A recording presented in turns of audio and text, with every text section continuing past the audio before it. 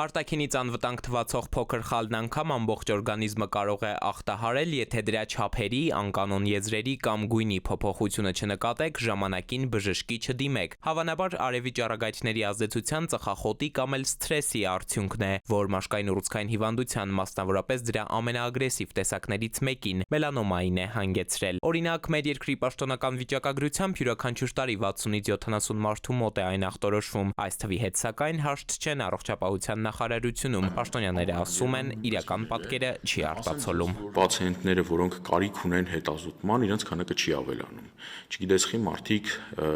անուշադրության են մատնում մաշկի վրա տեղի ունեցող փոփոխությունները, չեն դիմում մասնագետների, երբեմն դիմում են ոչ ճիշտ մասնագետների, այն մասնագետների, որոնք չեն պատկերացնում, թե ինչի հետ գործ ունեն։ Այն բոլոր դեպքերը, երբ որ դիմում են մարդիկ տարբեր տեսակի կոսմետոլոգիական սալոններ, իբր վառում են խալերը, այսպես կոչված, հա, եւ այլն, բաց թողումները շատ են լինում, եւ մելանոմայի դեպքերը մենք այդպես էլ չենք կարողանում ընդգրկել ուռուցքաբանի եւ մաշկաբանի հսկողության տակ եւ բաց են մնում այդ դեպքերը։ Տարեկան 60-ից 70 դեպքերն ի դեպ հիմնականում հայտնաբերվում են 4-րդ փուլում։ Վիճակագրությունը ճիշտ կես-կես է, 50% դեպքերում առաջինից 3-րդ փուլ, մյուս 50-ը 4-րդ։ Ավելի ուշ ավագ սերնդի մոտ են ախտորոշում, պակաս ուշադիր են մաշկի փոփոխությունների նկատմամբ երիտասարդների համեմատ, սակայն քաղցկեղի այս տեսակի դեպքում էլ շուտ հայտնաբերումը մինչև 100% բուժման երաշխիք է։ Հայաստանը իհարկե ամենաբարենպաստն է, որովհետև գենետիկորեն մենք բաց մաշկ ունենք,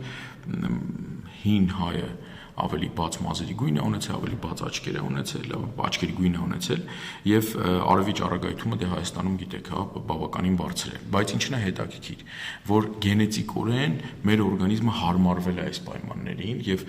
կարծես թե ինչ որ պաշտպանական մեխանիզմներ են մշակվել։ Դրա համար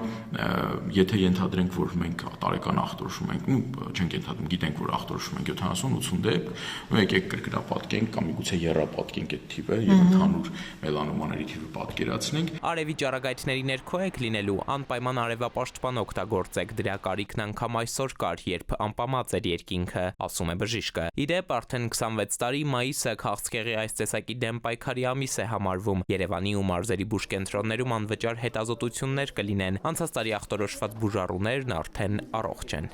Էդուարդ Պողոսյան, ժամը լրատվական։